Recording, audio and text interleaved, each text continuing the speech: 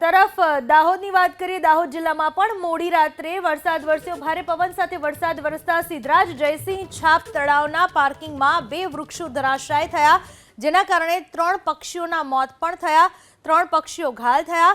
રાત્રિ દરમિયાન ઝાલોદમાં પણ 1 ઇંચ વરસાદ વરસ્યો।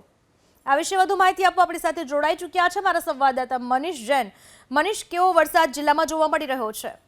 જરૂરથી રાત્રિ દરમિયાન અચાનક વાતાવરણમાં પલટો આવ્યો હતો અને અનેક જગ્યાએ ધોધમાર વરસાદ વરસ્યો હતો। દાહોદની વાત કરીએ તો દાહોદમાં 1 ઇંચ જેટલો, ઝાલોદમાં 1 ઇંચ જેટલો વરસાદ પડ્યો હતો। જોકે પવન સાથે આવેલા વરસાદના કારણે દાહોદનું જે સિદ્ધરાજ જયસિંહ છાપ તળાવ તેના પાર્કિંગમાં 2 વૃક્ષો ધરાશાયી થતા અહીં જે કેટલાક જે પોપટ તેના પર બેઠા હતા તે ઘાયલ થયા હતા, 15 જેટલા પોપટો ઘાયલ થયા હતા અને 3 જેટલા તેમાં મૃત્યુ થયું હતું। હાલ તો ઓલ ઇન્ડિયામાં રેસ્ક્યુની ટીમ પહોંચી હતી, ત્યારબાદ તમામ જે ઘાયલ જે પોપટ છે તેને સારવાર માટે પણ લઈ જવામાં આવ્યા હતા।